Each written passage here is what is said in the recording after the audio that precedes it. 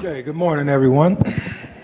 My name is Robert Motley, and I'm a doctoral candidate here at the Brown School, and also I'm the lab manager for Dr. Sean Joe's Racing Opportunity Lab. And so I've been here since Dr. Joe got here, actually in 2014. And so I was fortunate enough to be a part of Homegrown before it even had the name Homegrown. You know, when it was just an idea that Dr. Joe had showed up to in St. Louis, and he was talking to me and two other students about his vision and what he wanted to do. And now to see it 4 years later to what it has come to is a joyous thing. And but the focus of Homegrown has always been about how do we intensify not only networking, but also collaboration and capacity building for organizations who are serving black boys and young men ages 12 to 29 in St. Louis City and County. And for that purpose of building a black male upward mobility ecosystem, one that comprises of organizations across sectors who can not only just take care of their well-being, but also to ensure that they have upward economic mobility. And so that's what we have been working on over the last 4 years to build. But obviously, we can't do it without the black males themselves. We'd have to have direct involvement from black males sitting at the table, making sure that they help set the agenda. Because to do that, then we're setting ourselves up for failure. And so there's been a lot of initiatives that we can point to, a lot of legislation, policies that have been made about that have been affecting populations, but without the populations being at the table to make the decisions, to inform the decisions. And so we've been blessed to have a good panel here. This is our panel of black males speak out. These are our champions for change. They have been nominated by organizations who are a part of the HomeGrown STL network. And so how this is going to work is I'm going to introduce them, tell you a little bit about them, and then I have a few questions that I prepared for them to ask. And this is really for them to give us their assessment of what it is that we're doing. What are we doing good at? What are things we need to improve at? And what are things we haven't thought about that we need to add? And so that's going to be the process for today, and hopefully we'll have enough time for you all to ask some questions in the end once we're done. Okay. So the first individual I'm going to introduce is Adrian Martin. He is a member of Better Family Life. He grew up in the Penrose neighborhood and was raised by his grandfather, who unfortunately passed. At the age of 14, Adrian, he was his grandfather's primary caretaker, and with no one stepping up in a supportive role, the streets embraced Adrian. And while attending a friend's funeral, he experienced a moment of clarity, or what we would call an epiphany. And after he left St. Louis and started a journey to find his purpose. Although Adrian worked and had opportunities for advancement, he believed his purpose was helping those in need. Currently, Adrian was introduced to Better Family Life in 2017, and from that day forward, he has been a member and works diligently in the Community Outreach Department. So let's give a round of applause for Adrian Martin.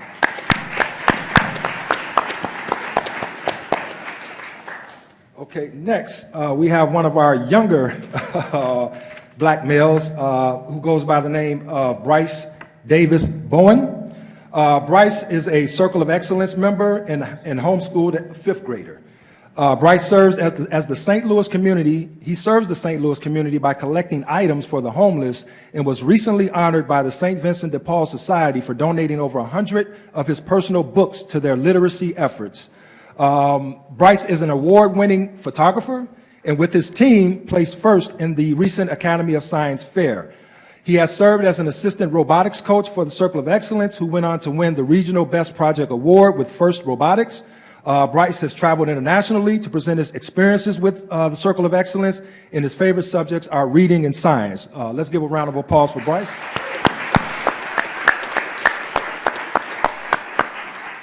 Okay, and our next, oh no, I got these in, I'm sorry.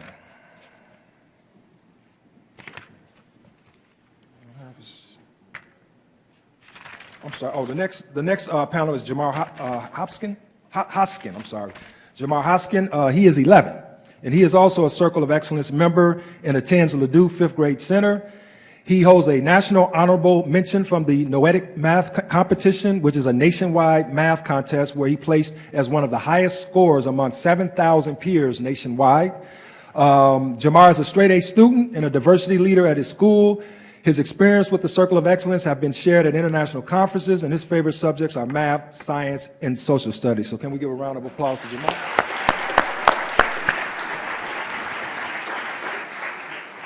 Okay, and our next panelist is Keiondre Allison Loving. He is 20 and is a former participant in the Center for Youth on the Rise.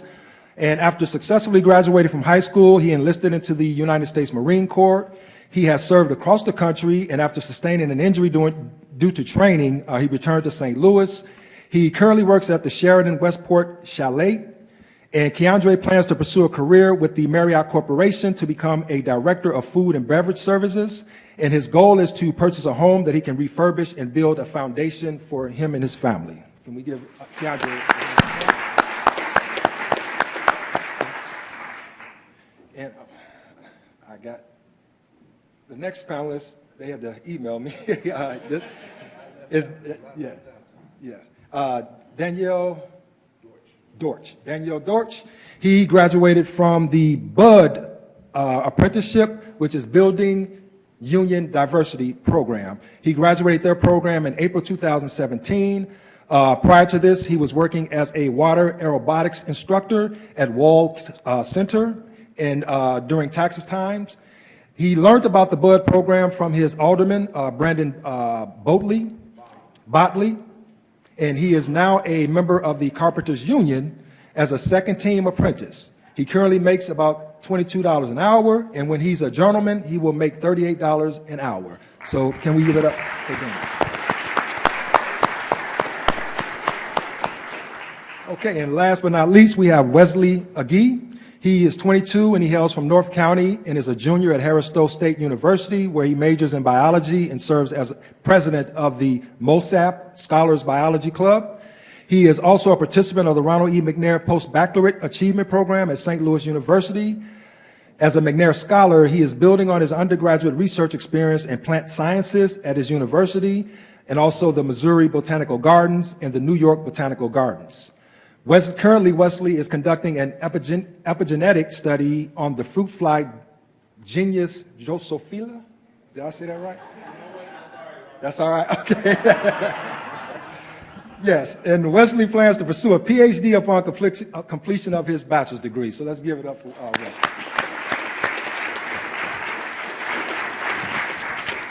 So what I like to do first, and any of you all can answer these questions, but the first question that I would like for you to answer is, because you all were nominated by organizations that are part of the HomeGrown STL network.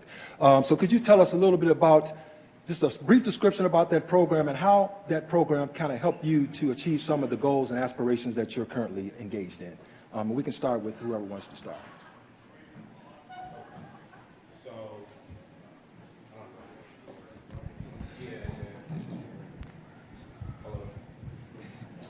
Might need to be read. Yeah, I got everybody. What's that green now? Hello? Okay, there we go. So the Ronald E. Mcnair Scholars Program basically prepares undergraduate students for graduate schools, master's, PhD, preferably PhD. Coming into my bachelor's, I didn't know much about school, didn't know too much about grad school. I just knew that I was going to school. It wasn't an option. So what Mcnair did was give me that exposure, give me a mentor within a certain program of my interests, almost like a shoe-in for a graduate school. Basically, they set you up with a graduate mentor within their program, and then you do research within that person's lab. You work with them to join societies, get more exposure. You attend conferences and things like that. And so basically, what I like to say is people talk about securing the bag, and my thing is don't let the bag come to you. You've kind of got to go get it. And so the Mcnair program for me basically ensures that bag. I've done my end, and they do their end to secure the bag together. And so basically, I'm extremely confident that after my undergraduate degree that I'll be surely accepted into multiple PhD programs, and hopefully I can get that doctor behind my name. And yeah, so that's what Mcnair really does for me. Thank you.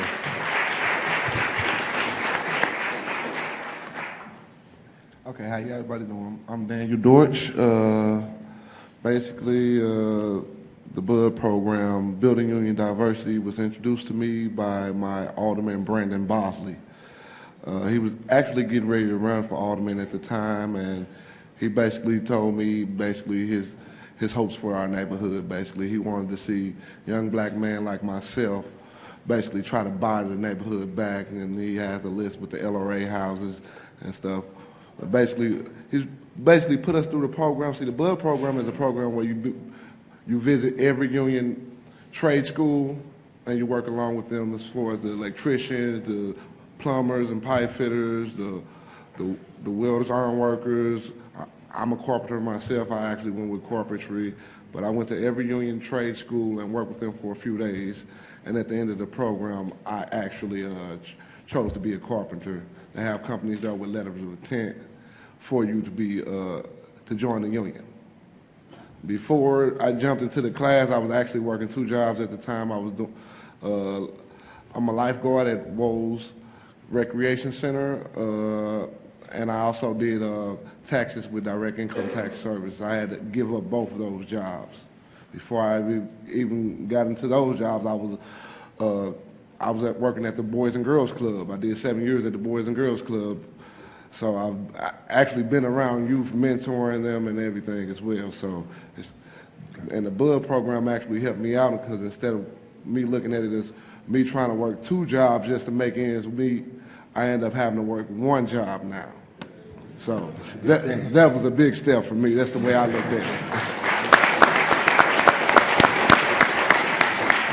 And it's crazy because I actually have a cousin that went to Vatterott as far as carpentry, and once I started and got into the union, I was kind of telling them, like, you graduated from Vatterott and the same thing that I'm doing now, yet you still can't find a job in the profession that you're doing, and I'm doing it. So I'm trying to get him to come to one of my union meetings to try to get him a letter of intent so he can start. That's a good thing. Because he's working 2 jobs. Thank you. Hi, my name's Keiondre. I'm with the Center of the Youth on the Rise. I don't necessarily like to call it a program because I don't look at it as a program. I look at it as more of the family. That's kind of what they always were for me. And excuse me if I get a little emotional. I love talking about, stories. And they all know I was the problematic child. It was hard for me. I didn't really have, my family didn't guide me in the direction I needed to be guided. I was just kind of thrown out there and was like, well, figure it out. So growing up, I didn't really have, anybody to tell me what I needed to do as far as what I wanted to be growing up.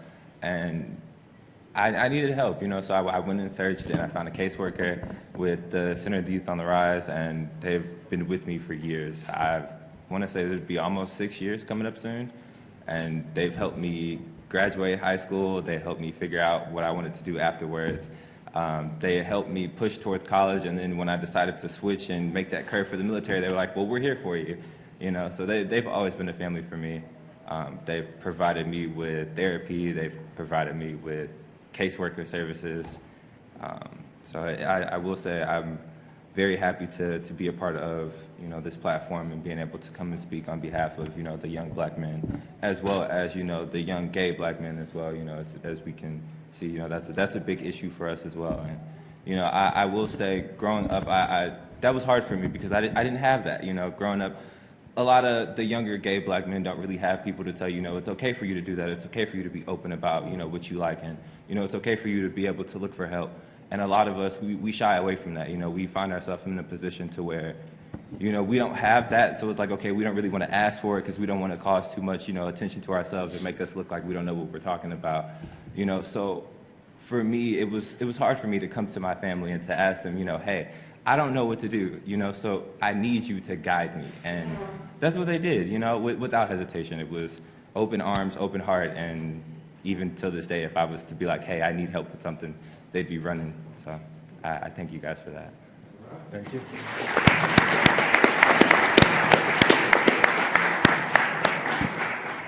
Good afternoon, everyone. Good afternoon.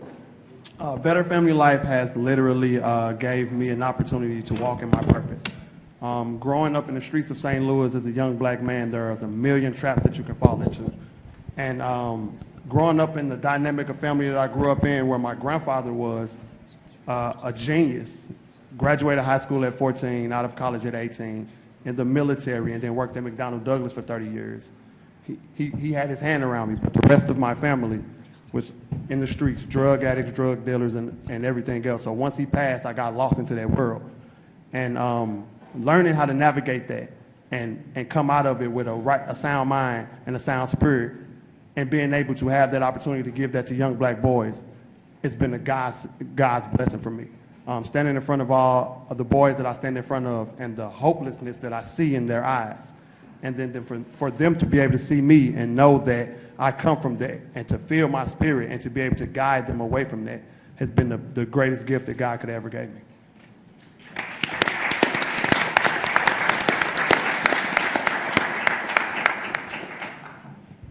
Hello. My name is Bryce Bohan. I didn't really have the same experience from the Circle of Excellence like most people. Since my mom was the founder of the Circle of Excellence, I was sort of like a co-coach, and when we did stuff like we participated in the first Lego League, I didn't actually do the missions with them when we went to the place where it was held. I mainly just helped them build the missions and work the robot and that sort of stuff.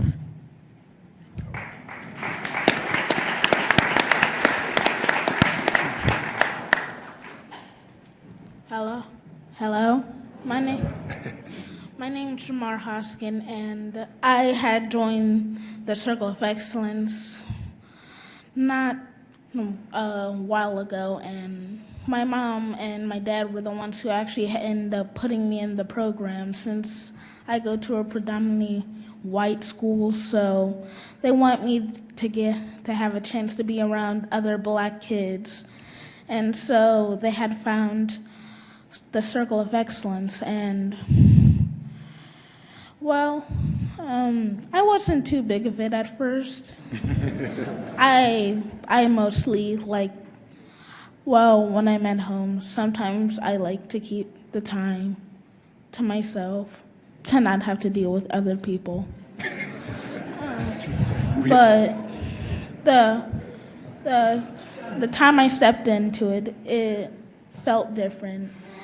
The place was, it had a nice feeling to it, and I went from not wanting to be there to wanting to stay to see what happened, because it felt like such a nice feeling, like such a nice place. And so I'm really thankful that my parents had ended up putting me in the Circle of Excellence, and I'm really happy that I got to, since I end up here.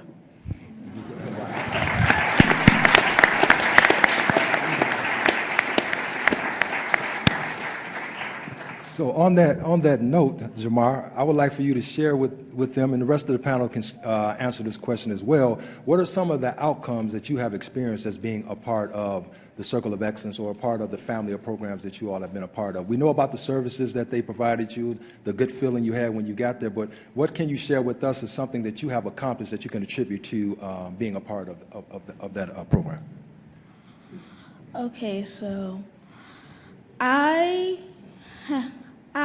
have stage fright, and well, That's I okay. still Me do. too. It's just not as big anymore. I used to be afraid of speaking in front of my class, or yet speak in front of about, let's say, 10 people. That's the max I could do before I got stage fright. And so I wasn't too big on speaking out loud in public places. I'd like to speak at home, because arguing is what I'm good at. I think you will find that my entire family agrees with me too. So once I went there, the first time I was speaking, I ended up speaking in front of in one of these places. It was nerve-wracking. I didn't really want to be there. I had the same feeling I had when I had first entered the Circle of Excellence, and I have been doing, and I've been doing so many of these speakings. It's started to help me with my stage fright.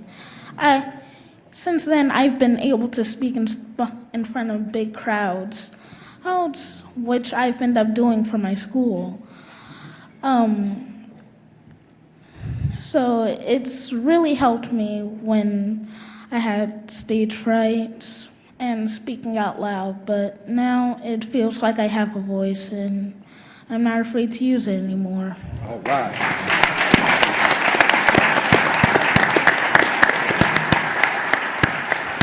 Same question to the rest of the panelists. I feel like I can say wholeheartedly that my number one thing that I've gotten from being in the program is I've gotten a sense of initiative, a sense of drive. I never had that before. Before, it was very cloudy to see what all I felt like I was able to do with myself. You know, before it was like, well, I feel like I could do this, but I don't want to put my all into it just in case, you know, it doesn't pan out the way that I want it to. And being with, you know, the center, they kind of told me, you know, you have to put your foot out there and you have to do things even if you don't know what the outcome is going to look like. If you feel in your heart it's going to be better for you, do it. You know, do what makes you happy. And I can say that they've definitely instilled that in me, you know, with everything I've did. With me wanting to graduate early, I graduated almost a year early than the rest of my class. And I actually graduated in the top 15% of my class too, on top of me graduating early. So that was an accomplishment that I can thank the center. I went to the Marine Corps, and that was something that I would have never did. My family, they're really big on military, but as I told you before, I was a problem child. I didn't even think about going to college, so even thinking about the Marines was like, it doesn't really seem like something I'd do. But they helped me find that initiative and that drive, and I went to the Marines, and I can say it's probably one of the best things that's happened to me. I mean, I've made lifelong friends. I've traveled. I've seen places that I thought I've never seen, and I'm only 20 years old, you know. So I can say within the last 5-6 years that I've been working with them, they've taught me a lot of things, and initiative and drive is definitely my number one. So.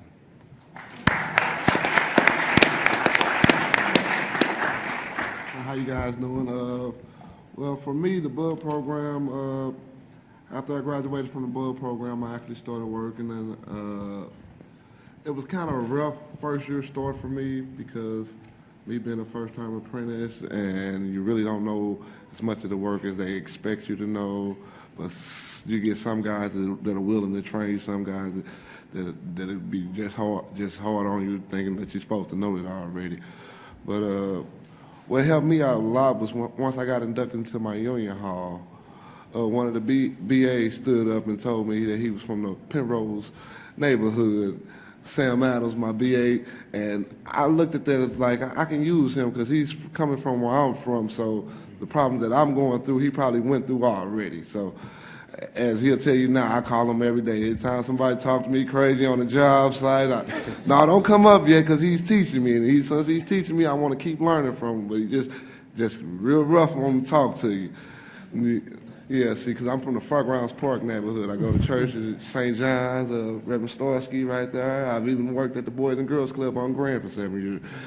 So basically, I've been through a little bit of everything that I see going on, and I've even mentored people. But for some of the stuff that I've seen on the job site, I actually needed help with it myself because it kind of messed with me mentally. I remember for a couple of days, I was just so stuck not wanting to mess up or do anything wrong. Didn't want the guys to say anything to me. That I kind of froze up and just quiet, doing everything he wanted me to do, but at the same time, not moving as fast as I normally would.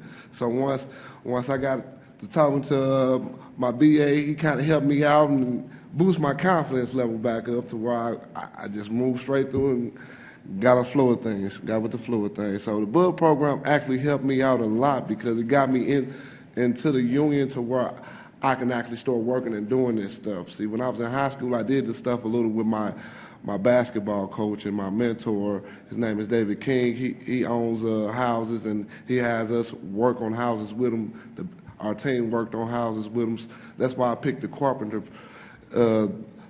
trade, because I looked at it like anything I didn't know, I can just call my old coach up. He still mentors me, and I speak to him at least once a week. So that's one of the things that actually helps me out and helps me keep moving in the trade that I chose as well. Thank you.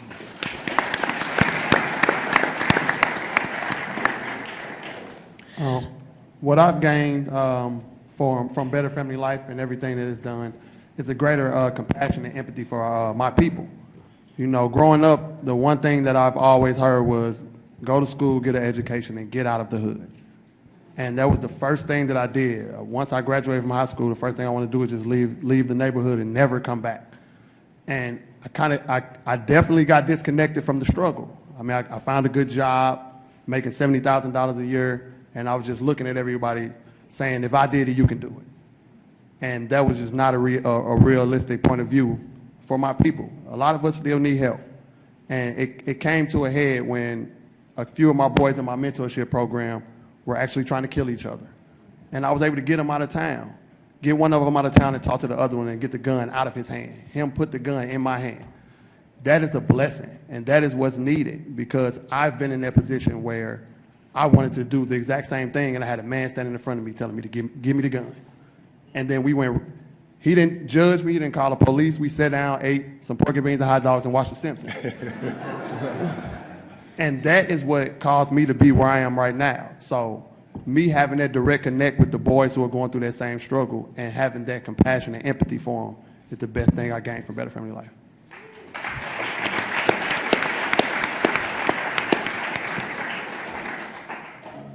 Like Jamar said, I used to be terrified of getting up on stage, talking in front of people, like just 5 people watching me. I would have been terrified. But the Circle of Excellence has made me more comfortable speaking in front of people, because at first we were speaking in front of like small groups of people. Like we went to this thing at SLU where we had a poster board and we had to tell people who passed by about the Circle of Excellence. Also, in the Circle of Excellence, I've made many new friends, I've learned new things, and we presented at a ton of conferences, including a conference in Hawaii.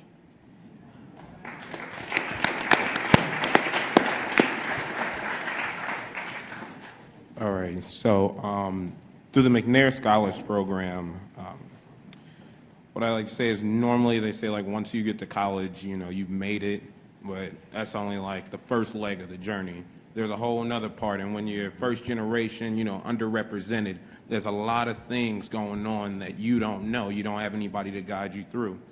And so what they've done, they've helped accelerate things for me, and you know, I get the exposure going to conferences, presenting and stuff like that. I have to say, Bryce and Jamar got me beat by like 10 years. So Circle of Excellence is definitely doing something nice there. You go to these conferences, though, and you get to connect with other intellectuals, other black intellectuals at that. You know, you're meeting physicists, people that study language, literature, and stuff like that. And so you see these things, and you make these connections, and you see them at other conferences. You know, you exchange numbers, you know, you get your LinkedIn and stuff like that. And so you don't feel as alone when it comes to the academia realm, you know? And so the thing that it also gave me was a lot of exposure to nice facilities. I go to Harris-Stowe State University, and if you're familiar with it, you know it previously was a high school. And so when I got there in 2014, there were still lockers, and they had a fight with a bunch of the old alumni from the high school about taking the lockers down. So, you know, our resources and our facilities aren't up to par with the WashUs and the SLUs and stuff like that. But what I got was a mentor who, at SLU, allowed me to enter her lab at the Danforth Plant and Science Center.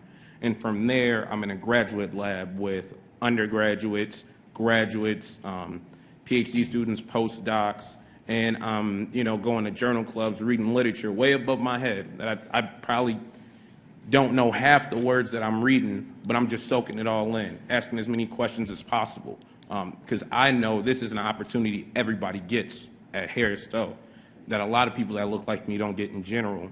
And so it led me to want to push more students from my university at Harris-Stowe.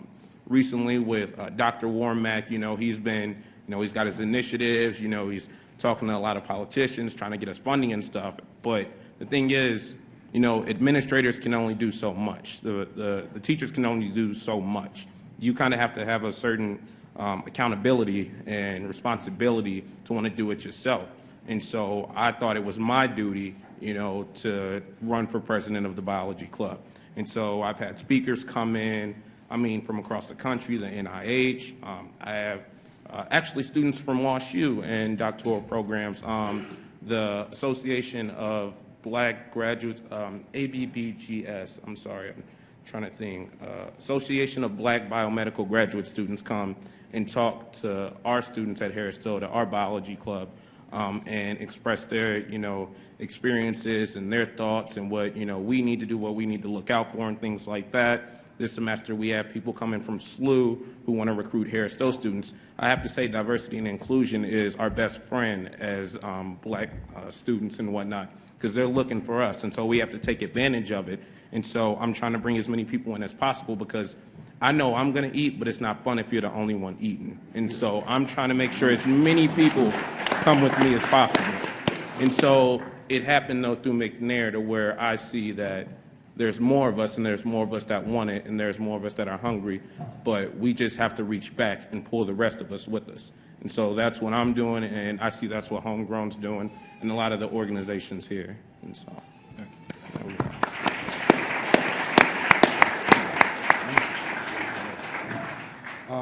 So this section here tells us about the good work that's being done by a lot of our organizations, but we know that there's much more work to do when we're talking about scaling up to the 60,000 black boys and young men between the ages of 12 to 29 in St. Louis City and County. But one other question, and we're going to open it up, that I want to ask them, because when I opened it up, we talked about us not being in this alone. And that we need your voices to be a part of this, to have direct impact on setting the agenda. And so we are referring to what Dr. Joe is referring to as the HomeGrown STL My Brother's Keepers Ambassadors. And so that's what we want to develop, to have black young boys and young men who be ambassadors for MBK to sit at the table and help us set the agenda for what it is we're trying to do around HomeGrown for the St. Louis region. And so to have that, I would like for you all to say, what is it that you would like to see as an ambassador? What would you like to be able to do? And any of you all can answer that question. What would you like to see an ambassador, once we create that, what would you like to be able to do? I'll go ahead and take the lead with this one. One thing that I want to be able to do and be able to pass on to everybody that's behind me that wants to take place in part of everything and do what we do, is to teach everybody, and especially our young black generation, that it's okay for you to ask for help. You don't always have to wait for somebody to come to you and say, okay, I see you're down, do you need help? Because everybody's not like that. You're not always going to have somebody that says, oh, well, here's $100, go get you something to eat. You have to be able to say, okay, I'm not going to be able to do this today. I need help. I need somebody that's going to show me the way it needs to be done so I can make sure I have it right and I can help the person beside me, the person behind me, the person in front of me that doesn't quite get it but has taken the steps to begin it, but I've already finished it. You have to be able to make sure that you know what you're doing and you have yourself set straight so you can help the person behind you, to the left of you, to the right of you. And that's been something that I've been trying to develop, so that I can help our younger generation of black gentlemen. And I want to be able to show them that it's okay for you to look to your brothers and say that I know that I can do this, but do you need help with this? You might not want to say it right now, but I see you struggling, and I want to be able to make sure that you have your back covered because I have my back covered. That's what we need to be able to do. We need to be able to make sure that not only can we make sure that we are protected, but that we protect everybody that comes, following behind us. And that's something that I see we don't do a lot as black gentlemen. We like to make sure that we are set, but we don't ever look out for everyone else that's around us. And that's a problem, especially for, and not necessarily just, the LGBT, but just everybody as far as the black community and the black gentlemen as well. That's a problem that I've seen, within working with the center, and I've even had to help out, a little bit as far as the people that come in since I've been there. I've had to tell them, hey, I know what it looks like to have problems or to not want to talk to anybody about what you have going on, but I couldn't do, I couldn't hold that stuff. And I had to say, hey, I don't necessarily know what I'm doing, but I know that you have the resources and I need them. So let me ask you for help, and being that, I was able to get everything that I needed to grow and to build and to be where I am now. And, it's a really good feeling once you can say that you've overcome something that you didn't think you were going to be able to do, especially because, you found yourself in a position where you didn't have help. You didn't have a game plan. You didn't have somebody to tell you that this is what's next. You had to figure it out for yourself. So that's an accomplishment that I can say that I'm comfortable with doing, because I can say that I know if I need help, I'm going to, hey, can you help me out? Hey, how do you do this? What's going on? I don't understand this. Break it down so I can give it to somebody else. So that's me. That's my biggest thing. Okay, thank you. For the sake of time, I know people may have some questions, so we're going to let's see if we have any questions from the audience. Anybody have any questions? We got mics going around.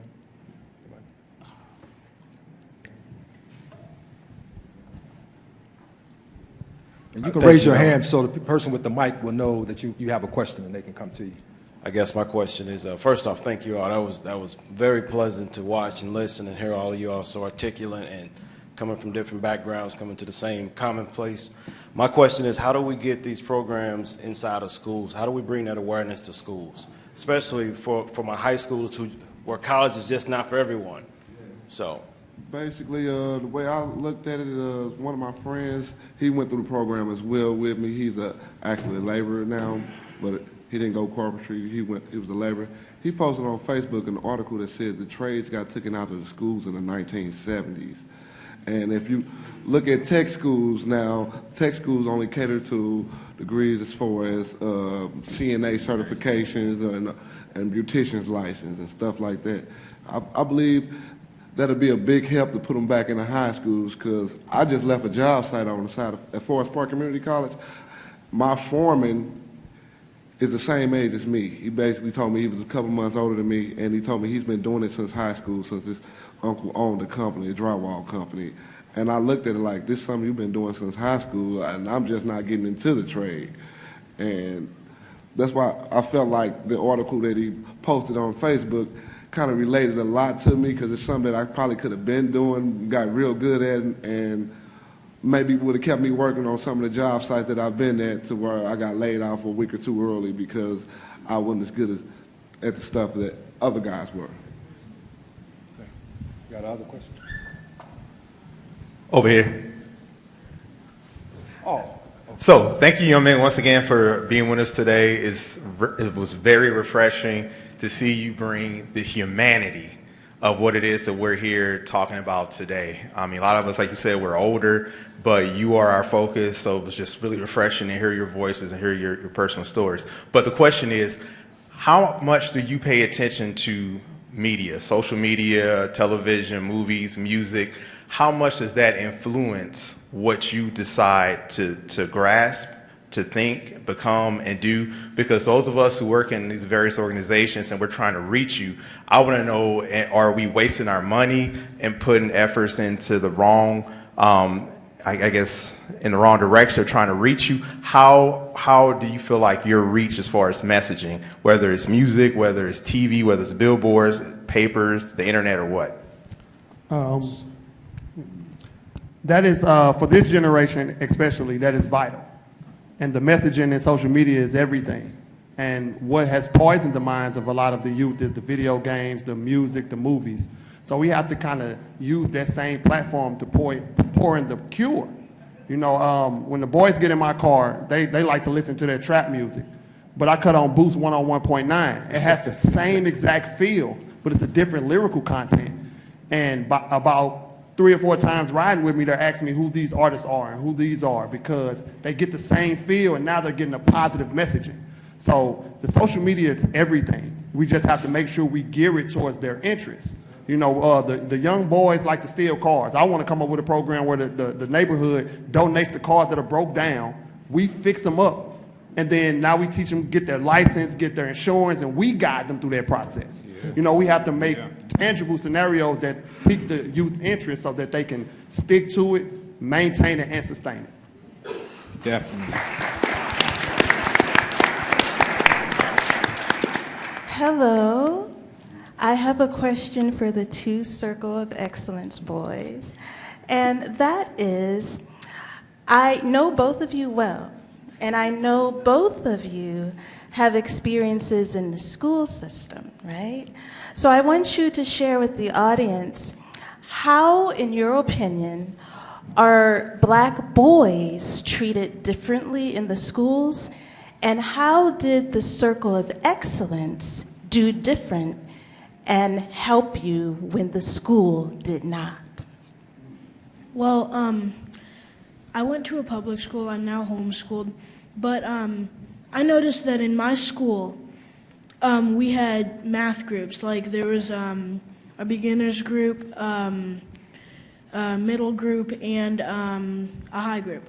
So I noticed that all the Black children were in either the middle or the beginners group, and all the white children were in the higher group.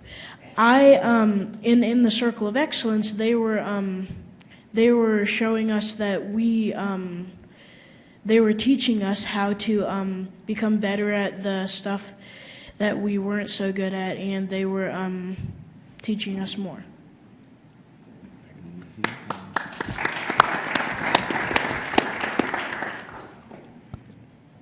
So, at my school, well, there's it's more of punishment, and it's like one thing, like the Black students, like let's say you may have hit a student, you may have hit another student. And let's say a Black kid hit a white kid, or a white kid hit a Black kid. The Black kid who would hit the white kid would be punished more than the white kid who hit the Black kid. The Black kid would maybe face two days of suspension. They'd maybe get detention, and they may have their parents called to pick them up from school. Or they may actually just get expelled. But the white kid, they might get something, not maybe like something like a reminder, don't do that. They might just get a slip for their parents to sign. They might get absolutely nothing but saying nothing, just nothing at all. And it's pretty hard knowing that could happen, and that can and has happened. And to be in a school where you know that can happen to you, it feels pretty bad. And well, there's not much you can do about it other than hope it'll change. But sometimes you just gotta make it to change. But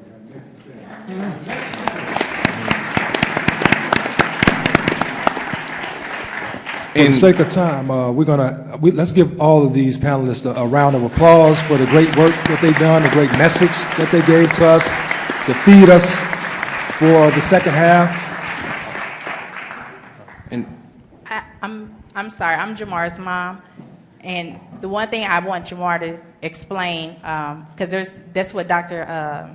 Davis is actually trying to get him to explain, and I appreciate what you explained, son, because that is something that needs to be known. But tell them about your experience, if you all don't mind, real fast, on the math team and how you presented here, and you know what I'm talking about, don't you? yeah. Okay. All right. So when I was in first grade, I was in an Idea Lab group, and I was in an advanced math group. And so we had got news that some of us wouldn't be coming in next semester. And so I thought I was probably going to be staying in, since I was one of the best. I was actually one of the most, or not, if not the most, who's mathematically advanced student in my grade, and I was smarter than some of the second graders and third graders in my school. And so I thought I had a pretty solidified spot. So after winter break, we had came back and to only find out that in my group I'm the only black person, and to find out that I'm the only black person who was kicked out of the group. And that was pretty hard, since I thought maybe that I had a solidified chance, and I thought maybe it was because I was in Idea Lab and advanced learning, but I had found out that they had changed the rules about something, and now I'm the only one who didn't get to do it. But the program was shut down eventually near the beginning of second grade. And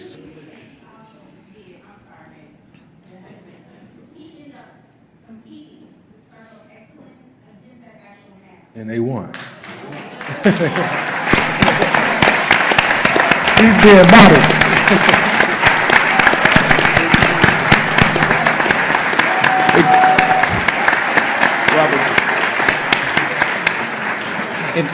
Robert, I just wanted to say something, that we look at these young men up here and what they said, and it's evident that at their age they know what's going on. Yeah. It's clear to them and it's blatant to them. I was in 10th grade learning about gerrymandering. I mean, they're blatant with the disrespect. They're blatant with the bigotry. It's obvious, and at their age they're already experiencing it. So we have to, at home, let them know, because it's certain things that they're not going to teach them at school.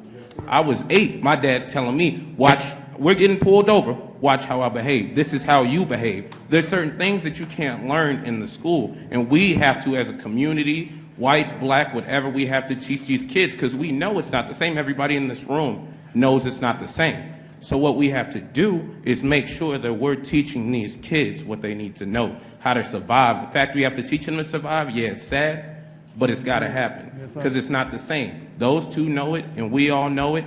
Young, old, it doesn't matter. We all know that it's not the same, and so we have to do what the schools can't do. And that is no disrespect to administrators here. You guys can't do it alone. But as a whole, as a U.S., as a country, we have to do it. Yes, sir. Thank you.